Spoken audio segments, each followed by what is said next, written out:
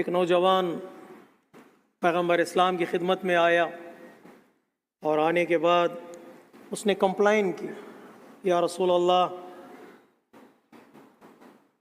بتائیے میں کیا کروں، جتنا پیسہ میں اپنے گھر میں رکھتا ہوں وہ میرا باپ مجھ سے اجازت لیے بغیر اٹھا لیتا ہے اور کچھ پیسہ خرچ کر دیتا ہے، کچھ گھر کے لیے اور کچھ اپنے لیے۔ یا رسول اللہ میں اپنے باپ سے کچھ کہہ نہیں سکتا، آپ بلائیں میرے باپ کو، آپ نصیحت کریں۔ پیغمبر اسلام نے اپنے ایک صحابی کو بھیجا، جاؤ اس کے باپ کو لے آؤ۔ جب باپ تک وہ صحابی پہنچا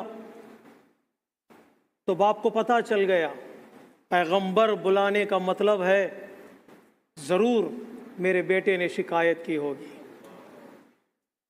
جب وہ گھر سے نکلا تو یہ سوچ کر نکلا مجھے رسول سے ملنا ہے۔ رسول سے ملنے کا مطلب ایک شرمندگی ہے۔ رسول اگر بلاتے ہیں تو ظاہر سی باتیں نصیحتیں ہوں گی، تو ایک شرمندگی کا احساس ہوگا۔ اگر بیٹے نے کمپلین کی ہو تو شرمندگی اور بڑھ جائے گی۔ تو راستے میں وہ کچھ اشعار سوچتے ہوئے گنگناتے ہوئے پہنچا، اس لیے کہ عرب کلچر میں شعر کہنا نارمل تھا۔ شعر گنگناتے ہوئے پہنچا پیغمبر اسلام کی خدمت میں، اور پیغمبر اسلام کی خدمت میں سلام کیا، آپ کے بزم میں بیٹھ گیا۔ بیٹا بھی وہی موجود تھا۔ جبرائیل امین اس طرف نازل ہوئے، اس سے پہلے کہ وہ پیغمبر اسلام کی خدمت میں پہنچتا جبرائیل نے حکم دیا اس کی بات بعد میں سننا۔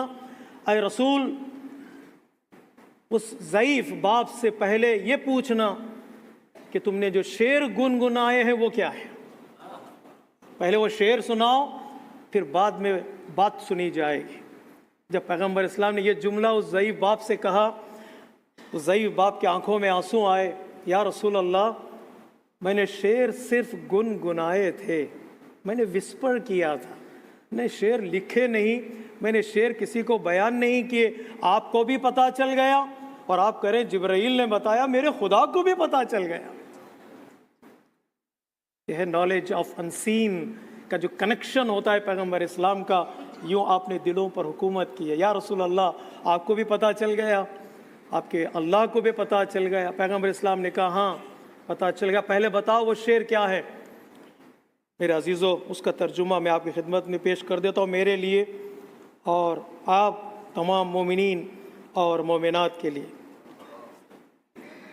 تو صحابی کہتا، بوڑھا باپ کہتا، یا رسول اللہ میں سوچ رہا تھا جب مجھے بلایا گیا تو میں یہ سوچ رہا تھا میرے بیٹے جس دن تو پیدا ہوا ہماری محنت کے دن تبھی سے شروع ہو گئے تھے، تو روتا تھا ہم سو نہیں سکتے تھے، تیرے ساتھ ہم بھی بھوکے رہتے تھے، تو بیمار ہو جاتا تو تجھے لینے کبھی طبیب اور کبھی حکیم کے پاس علاج کے لیے مارے مارے پھرتے تھے، کہیں تجھے کچھ نہ ہو جائے یہ سوچ کر آنسوں بہاتے تھے۔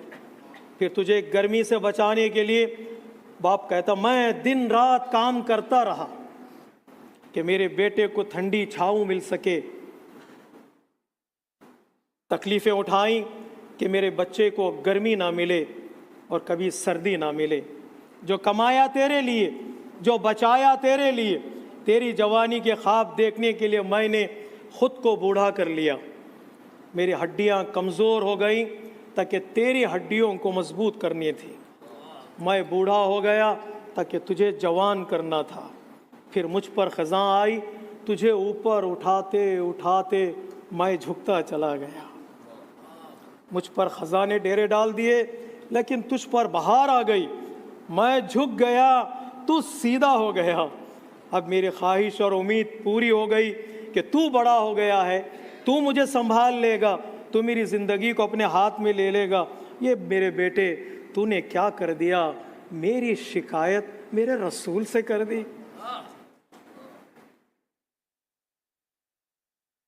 تیرے تیور بدل گئے، تیری آنکھیں ماتھے پر چڑھ گئیں، میں نے اپنی ساری زندگی کی محنت کو، میری ساری زندگی کی محنت کو تو نے جھٹلا دیا، کیا میں تیرا باپ نہیں، کم سے کم مجھے نوکر سمجھ لیتے اور میری روٹی کا انتظام کر دیتے تو یہ نوبت نہ آتی کہ میں کچھ تیرا پیسہ اٹھا لیتا اور تو پیغمبر کی خدمت میں میری شکایت کر دیتا۔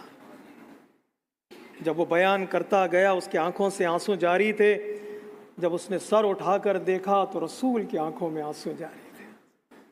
رسول نے اپنے باپ کو دیکھا نہیں تھا، ابھی شکم میں تھے ماں کے، آپ کے باپ کا انتقال ہو گیا تھا۔ پیغمبر اسلام کی آنکھوں میں آنسو جاری ہو گئے اور پیغمبر اسلام نے فرمایا بس کرو، رک جاؤ، اس سے زیادہ اب سننے اور سہنے کی طاقت نہیں ہے۔ پھر جوان بیٹا بھی جو بیٹا سن رہا تھا، اسے یاد آ گئے وہ کام جو باپ نے اس کے لیے کیے تھے، اس کے آنکھوں میں آنسو آئے۔ تب پیغمبر اسلام نے اس نوجوان کی طرف رخ کر کے کہا، بیٹا تو بھی تیرے باپ کا ہے، تیرا جو کچھ ہے سب تیرے باپ کا ہے، تو بھی تیرے باپ کا ہے، جو کچھ تیرا ہے وہ تیرے باپ کا ہے۔ چوتھے امام سجاد علیہ الصلاۃ والسلام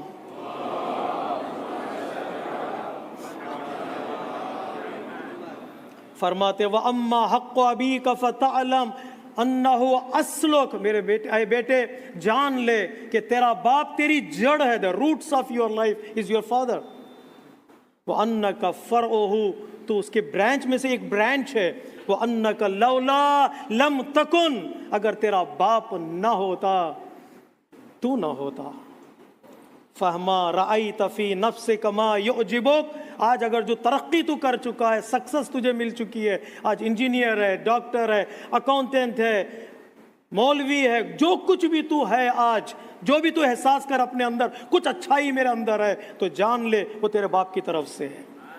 فَعْلَمْ أَنَّ أَبَاكَ أَصْلُ النِّعْمَةِ، تیرا باپ تمام نعمتوں کی جڑ اور فاؤنڈیشن ہے۔ والحمدللہ، اللہ تبارک و تعالیٰ کا شکریہ ادا کر، وَاشْكُرُهُ عَلَىٰ قَدْرِ ذَلِكَ، اللہ تبارک و تعالیٰ نے تجھے یہاں تک پہنچایا، ماں باپ کے سائے میں تجھے پروان چڑھایا ہے۔ یہ ہمارے اور آپ کے ماں باپ کی قدر پیغمبر اسلام نے بتائی واقعے کے ذیل میں۔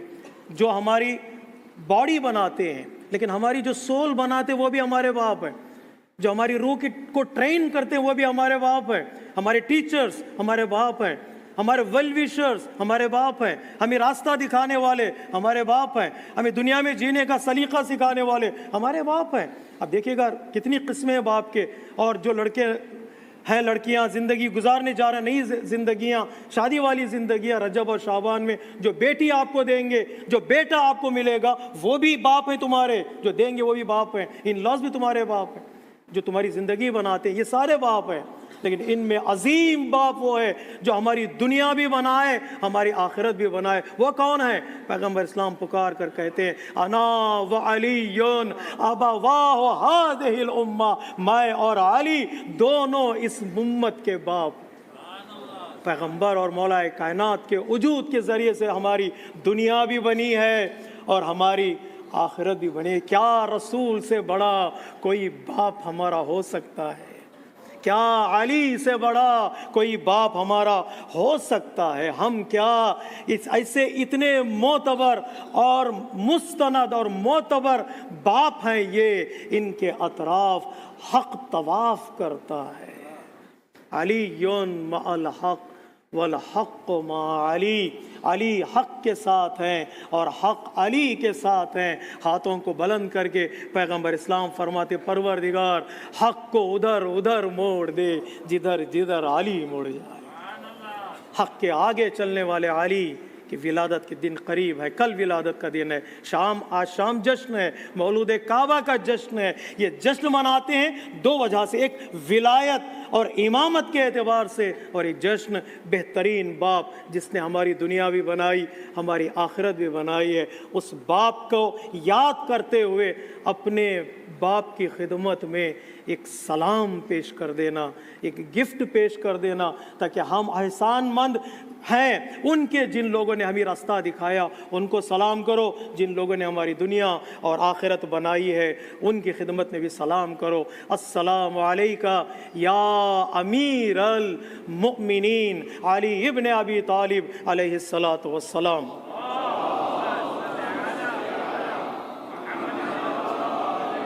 اور یہ دعا اللہ تبارک و تعالیٰ کی بارگاہ میں پیش کریں۔ ہر دن نماز صبح کے بعد یہ دعا پڑھتے ہیں، اگر نہیں یاد ہے تو یاد کر لیں، دہراتے رہیں۔ اللہم احینی علی ما احییت علیہ علی ابن ابی طالب و امیتنی علی ما امات علی علی ابن ابی طالب علیہ الصلاۃ والسلام۔